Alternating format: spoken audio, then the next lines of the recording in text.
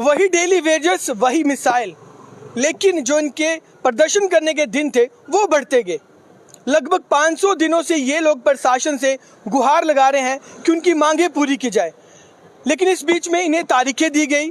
तारीखें लेने के बाद इन्होंने पुलिस के डंडे भी खाए, प्रदर्शन किए, लेकिन इनके मिसाइल यूं के यूं रहे। सर, आपसे जानना चाहेंगे, रवि जी बहुत सारे प्रदर्शन किए, प्रदर्शन के दौरान आपने और आपके कार्यकर्ताओं ने डंडे भी खाए, लेकिन उसके बाद भी आपके मिसाइल वहीं के वहीं। सबसे पहले तो आपके चैनल का बहुत बहुत धन्यवाद। आज भी अगर लगभग 496 दिन से हमारा धरना प्रदर्शन चल रहा है, और इसके लिए मैं मुबारकबाद देना चाहता हूं केंद्र में बैठी हुई मोदी सरकार को और हमारे एलजी मनोज सिन्हा जी को, कि इतिहास रचा है उन्होंने कि पहली बार जम्मू कश्मीर के इतिहास में ऐसा हुआ है कि कोई एम्प्लॉयज़ का प्रदर्शन जो है लगभग 500 दिन के करीब करीब तक चला है।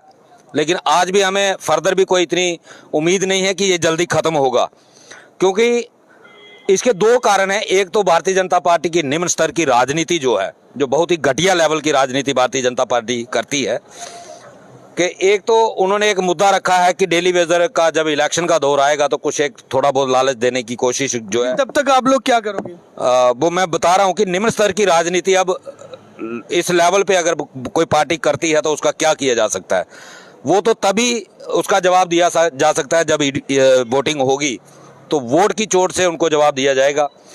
दूसरा ये है कि इसमें किसी को पर्सनल, आज जो ब्यूरोक्रेट्स या हमारे उपराज्यपाल बैठे हुए हैं, प्रशासनिक अधिकारी बैठे हैं, उनको पर्सनल कोई बेनिफिट इसमें नज़र नहीं आता कि अगर हम डेली वेजर को 300-350 करोड़ जो उनका पेंडिंग वेजेस है वो दे देंगे, हमें कुछ मिलने वाला नहीं है।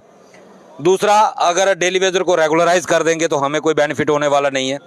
यही काम, अगर यही पैसा किसी प्राइवेट कंपनी को देना होता, प्राइवेट ई टेंडरिंग के थ्रू कहीं लगाना होता, तो एक मिनट में ये पैसा सैंक्शन हो जाता और टेंडर मिल जाता।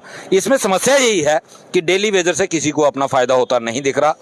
जिस पॉलिटिकल पार्टी को फ़ायदा लेने की जो पार्टी फिराक में है, जिसने 3-3 बार लोगों को गुमराह करके वोट लिया है, उसको भी नज़र आ रहा है कि अभी इलेक्शन होने के चांसेस नहीं है, तो इसलिए वो भी कहीं ना कहीं उन्होंने भी इशारा दिया। भाजपा के अध्यक्ष की बात करें रविंदर राणा की, तो वो कहीं ना कहीं आप लोगों से खफा है। एक इंटरव्यू में हमने सुना था, क्योंकि आपने भाजपा को वोट ना देने की शपथ ली हमने भाजपा को वोट ना देने की, तो रविंदर रैना जी खफा हो गए।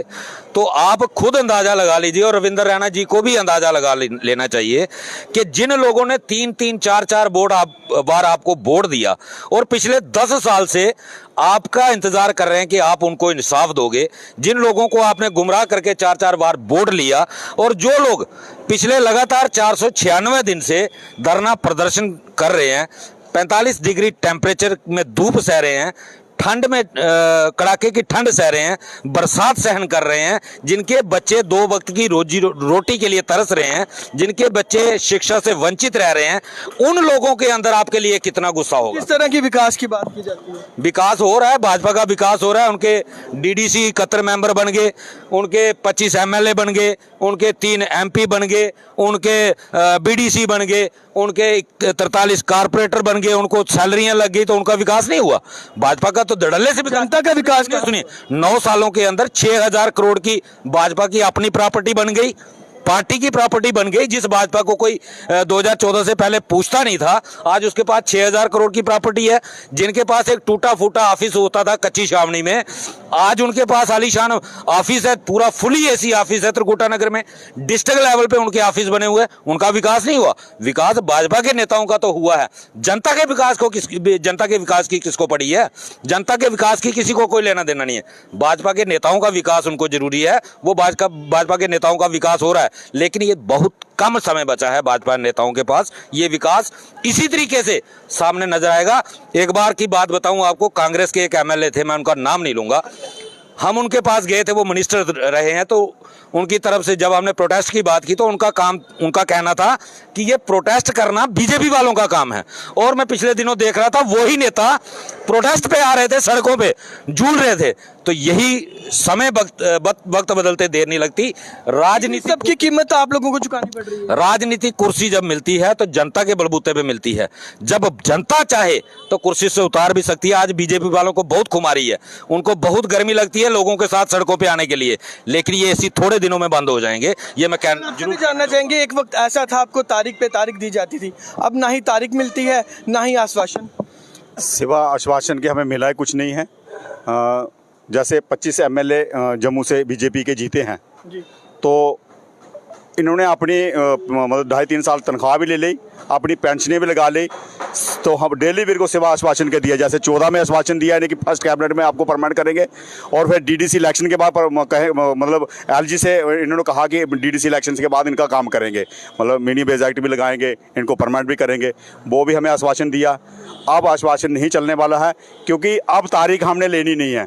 हम जिस भी कुर्सी पे जाते हैं, हमारा यूनाइटेड फ्रंट जिस भी कुर्सी पे बात करता है, जिस भी टेबल पे बात करता है, जिस भी ऊंची कुर्सी पे बात करता है, वहाँ सिर्फ आश्वासन मिलता है। सेवा कमेटियाँ मिलती हैं कि इस महीने की एंडिंग में, जैसे एलजी भी कहते हैं कि इस महीने की एंडिंग में जो डेली वीर का कुछ ना कुछ किया जाएगा। सेवा आश्वासन के कुछ ना कुछ पता नहीं कब पूरा होगा।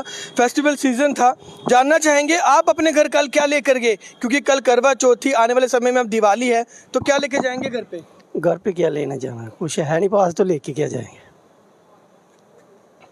तो ये हालात इस वक्त बने हुए हैं। आप देखिए रवि जी, आपके पास फिर से आना चाहूँगा। बहुत सारे ऐसे साथी हैं आपके जो ओवर एज हो चुके हैं, बहुत सारे ऐसे साथी हैं जिनकी डेथ भी हो चुकी है। तो आखिर फेस्टिवल सीजन है, कल करवा चौथ थी, अब आने वाले में समय में दिवाली है, तो आप सब लोग अपने घर क्या लेके जाएंगे? आश्वासन? आज जब से भाजपा की सरकार आई है, अरविंद रैना जी कई बार खुद कहते हैं मीडिया में कि पहले इनको दिवाली और ईद पे सैलरी मिलती थी। चलो वो थोड़ा सा सच बोलते हैं, लेकिन सच थोड़ा सा बोलते हैं, बाकी वो झूठी बोलते हैं। साल में 12 में से 10 या 8 सैलरी हमको जरूर मिलती थी, और वो कहते हैं 500-900 मिलता था। तो मैं उनको बताना चाहता हूँ, वो 1399 लोग थे जिनको 500 और 900 मिलता था। 21,000 लोग ऐसे थे जिनको पूरी सैलरी मिलती थी। वो एक तो अपना आंकड़ा जरा दुरुस्त कर रहे हैं। दूसरा, दिवाली और ईद पे जरूर मिलती थी, कोई भी त्योहार होता था सैलरी जरूर मिलती थी। भारतीय जनता पार्टी 2014 में सत्ता में आई, आप पूरा रिकॉर्ड खंगाल के देख लें, 2014 के बाद एक भी त्योहार डेली वेजर ने ऐसा नहीं मनाया जिस त्योहार पे डेली वेजर को सैलरी मिली हो।